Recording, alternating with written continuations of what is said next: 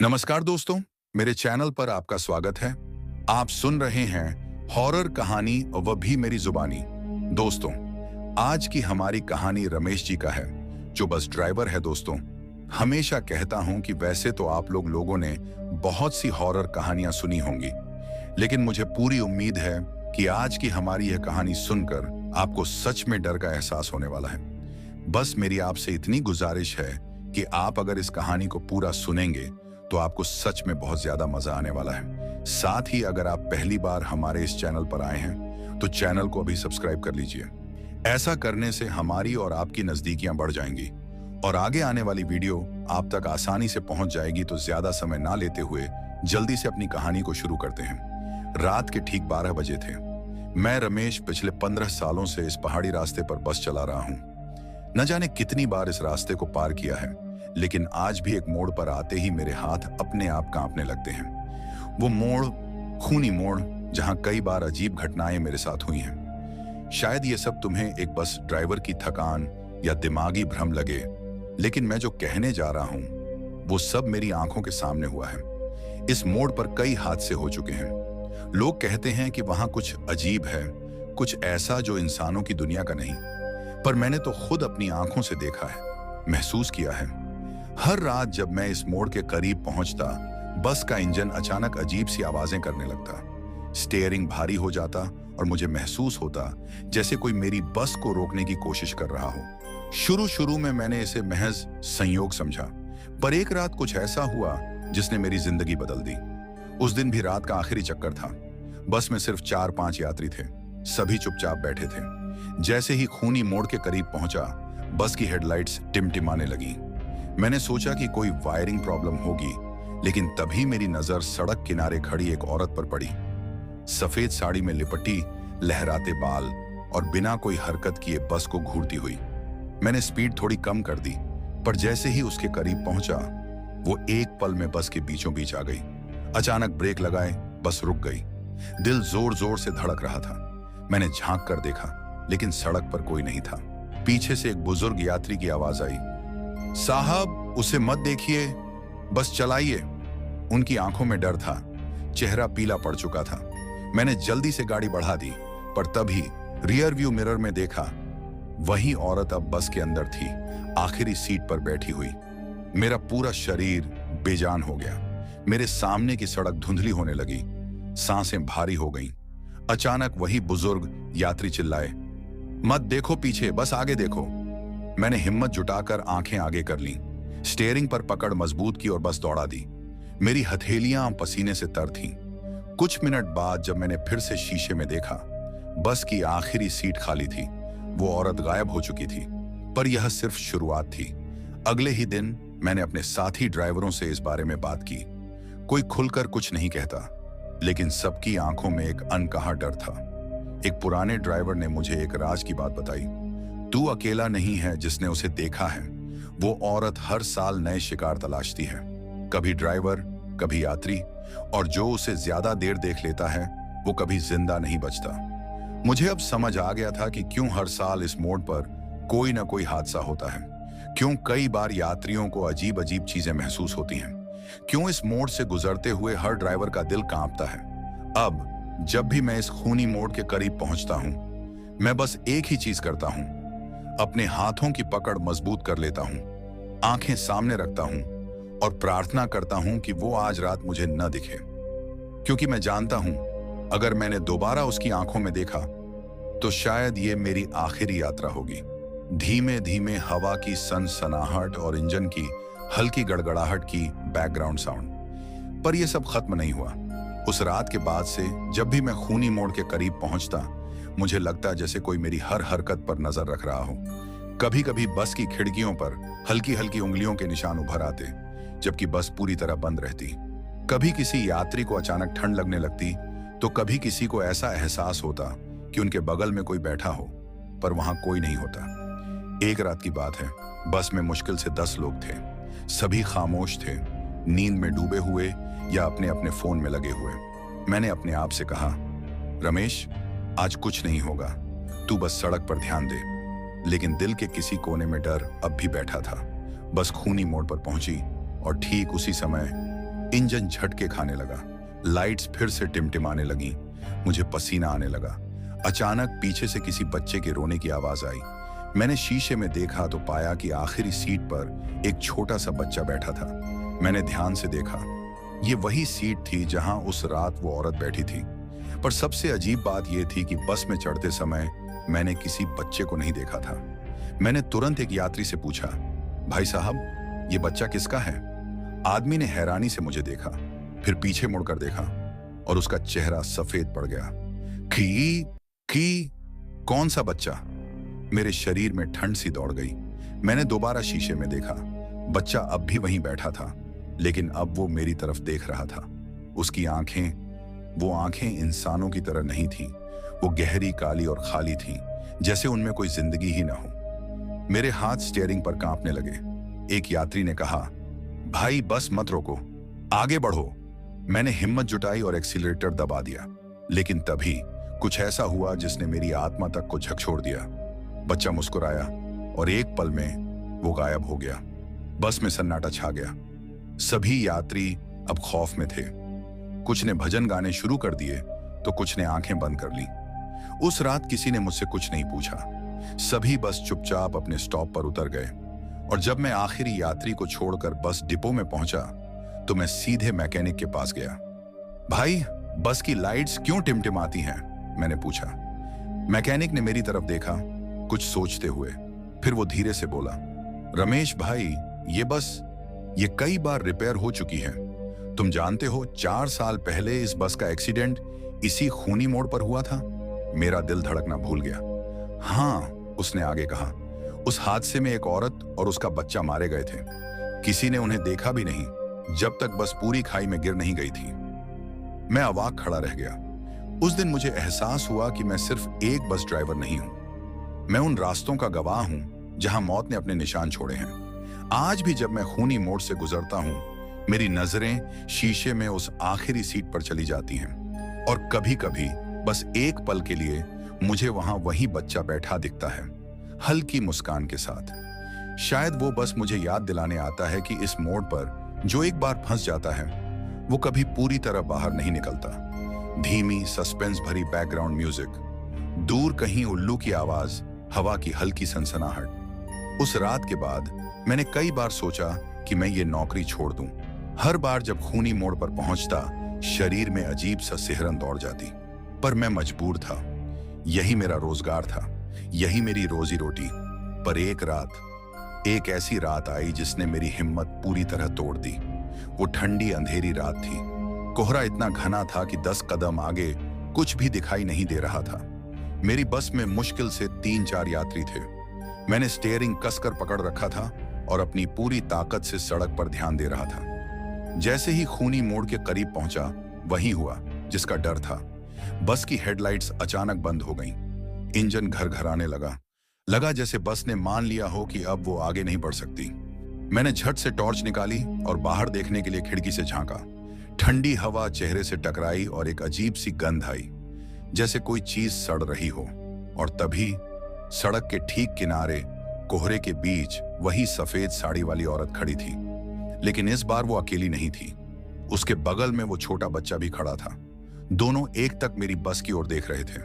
मेरा पूरा शरीर सुन्न पड़ गया। मैंने जल्दी से स्टीयरिंग घुमाया और बस को वहां से भगाने की कोशिश की, लेकिन बस जैसे किसी अनदेखी ताकत के शिकंजे में फंस गई थी। टायर जमीन पर घिसट रहे थे, इंजन जोर जोर से गुर्रा रहा था, लेकिन बस हिल भी नहीं रही थी। और फिर अचानक वो औरत मुस्कुराई, लेकिन ये मुस्कान इंसानों की तरह नहीं थी।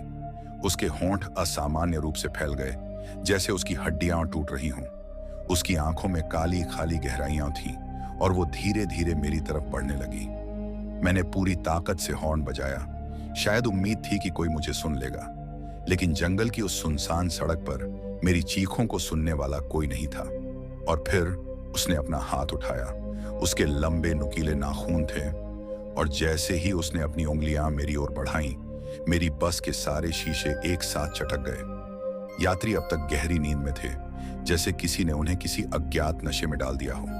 मैं अकेला था, जागा हुआ, इस भूतिया सफर का अकेला गवाह। अचानक पीछे की सीट से किसी के हंसने की आवाज आई। मैंने धीरे से शीशे में देखा। आखिरी सीट पर अब वही औरत बैठी थी और उसकी गोद में बच्चा भी था। उनकी आंखें सीधे मुझ पर थीं।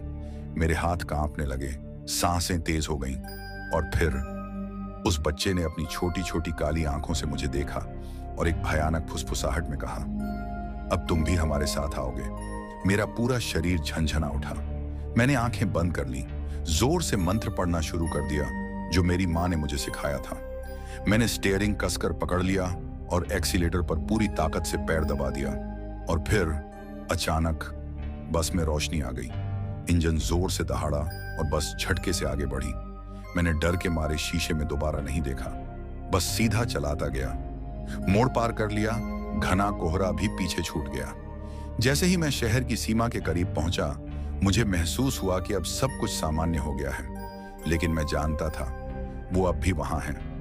अब भी हर रात किसी न किसी बस ड्राइवर को वही चेहरा दिखता है, वही मुस्कान, वही खौफनाक आंखें। और अगर तुम कभी इस रास्ते से जाओ और तुम्हें सफेद साड़ी में एक औरत दिखे तो कभी उसकी आंखों में मत देखना, क्योंकि जो उसकी आंखों में झांक लेता है वो कभी वापस नहीं आता। उस रात किसी तरह मैंने बस डिपो तक पहुंचने की हिम्मत जुटाई। वहां पहुंचकर मैंने इंजन बंद किया और गहरी सांस ली, लेकिन मेरा दिल अब भी जोर जोर से धड़क रहा था। हाथ कांप रहे थे, माथे से पसीना बह रहा था। डिपो में मौजूद दूसरे ड्राइवरों ने मेरी हालत देखी और फौरन दौड़कर मेरे पास आए। क्या हुआ रमेश भाई? एक ने पूछा।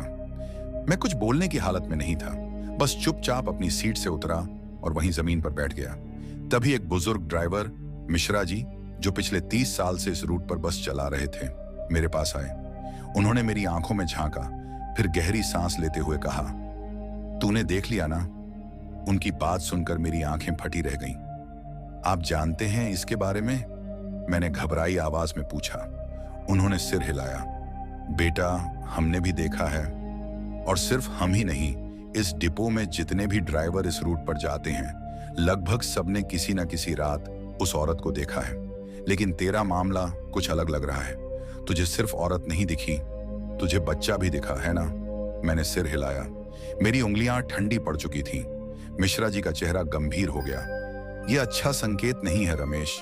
उसे बार बार देखना मतलब मौत को न्योता देना। मैंने कांपती आवाज में पूछा, यह सब आखिर है क्या?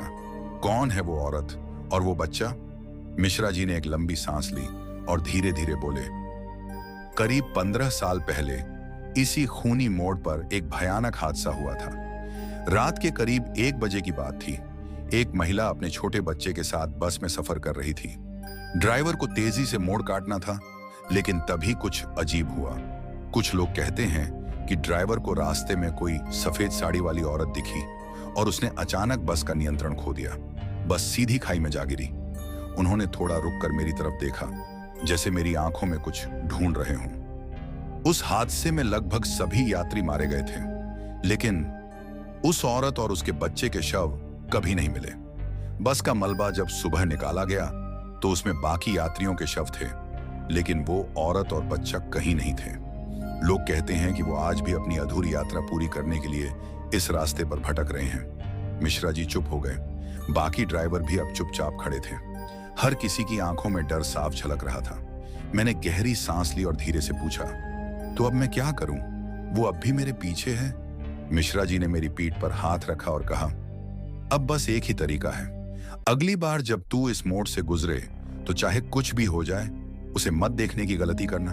वो तुझे जरूर बुलाएगी, लेकिन अगर तूने उसकी आंखों में दोबारा देखा तो फिर तेरा बचना मुश्किल होगा। मेरे रोंगटे खड़े हो गए। मैंने तय किया कि अब इस रूट पर बस नहीं चलाऊंगा। अगले दिन मैंने अपनी शिफ्ट बदलने की अर्जी दे दी, लेकिन मेरी किस्मत में शायद यह सब लिखा था। मेरी अर्जी मंजूर नहीं हुई और ठीक 1 हफ्ते बाद मुझे फिर से उसी खूनी मोड़ से गुजरना पड़ा। रात के 2 बज रहे थे। बस में केवल 3 यात्री थे। मैंने स्टीयरिंग कसकर पकड़ रखा था और अपने कानों में हनुमान चालीसा बुदबुदा रहा था।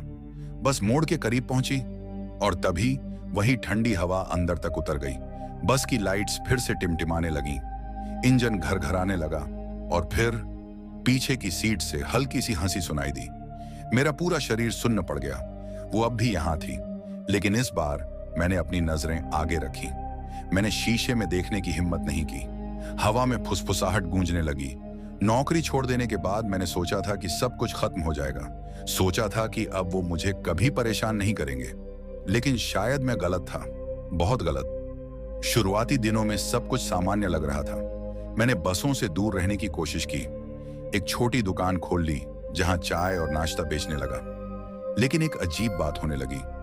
रात के समय जब मैं दुकान बंद करके घर लौटता तो मुझे अक्सर ऐसा महसूस होता कि कोई मेरे पीछे चल रहा है। कभी कभी सड़क पर दूर खड़ा एक साया दिखता। जब गौर से देखने की कोशिश करता तो वो गायब हो जाता। फिर एक रात कुछ ऐसा हुआ जिसने मेरे होश उड़ा दिए। मैं हमेशा की तरह दुकान बंद कर घर जा रहा था। रात के करीब 11 बजे थे। रास्ता सुनसान था। सड़क के किनारे जलते स्ट्रीट लाइट्स भी अजीब सी झपक रही थीं। अचानक पीछे से किसी ने मेरा नाम पुकारा, रमेश। मेरे कदम वहीं जम गए। वही आवाज थी, ठंडी, धीमी, डरावनी। मैंने धीरे से सिर घुमाया और मेरे पैरों तले जमीन खिसक गई। सड़क के किनारे हल्की चांदनी में वही सफेद साड़ी वाली औरत खड़ी थी। उसकी गोद में अब भी वही बच्चा था, लेकिन इस बार वो मुझे मुस्कुरा कर देख रही थी। मेरा पूरा शरीर सुन्न पड़ चुका था। मैं सांस भी नहीं ले पा रहा था। और फिर वो चलने लगी मेरी तरफ। धीरे धीरे हर कदम के साथ उसकी हंसी गूंजने लगी। मैंने पूरी ताकत लगाकर अपनी आंखें बंद कर ली और दौड़ने लगा। मैंने कुछ नहीं सोचा, बस भागता चला गया। घर पहुंचा, दरवाजा झटके से बंद किया और धड़ाम से जमीन पर बैठ गया। पर मेरा डर अभी खत्म नहीं हुआ था। कमरे में हल्की ठंडी हवा चलने लगी और तभी दरवाजे पर खट खट खट की आवाज आई। मेरे पूरे शरीर में झुरझुरी दौड़ गई। मैंने हिम्मत करके दरवाजे की तरफ देखा। नीचे, दरवाजे के ठीक नीचे एक छोटी सी परछाई दिख रही थी, बच्चे की परछाई। और फिर वहीं फुसफुसाहट, रमेश, तुमने हमारी बस छोड़ दी, अब कहां भागोगे? मेरी धड़कनें तेज हो गईं। मैंने कांपते हुए हनुमान चालीसा पढ़ना शुरू किया और फिर सन्नाटा। सब कुछ शांत हो गया। मैंने हिम्मत करके दरवाजा खोला। बाहर कोई नहीं था, लेकिन जमीन पर कुछ पड़ा था, एक जली हुई बस का छोटा सा खिलौना। अब मुझे समझ आ चुका था, यह कभी खत्म नहीं होगा। मैंने खूनी मोड़ से पीछा छुड़ाने की कोशिश की, लेकिन वो अब मेरे पीछे आ चुके थे। अब बस एक ही सवाल है, अगली बार कब आएंगे और क्या मैं तब भी बच पाऊंगा? रमेश, हमारी तरफ देखो। मेरे हाथ कांप रहे थे, लेकिन मैंने अपनी आंखें बंद कर ली।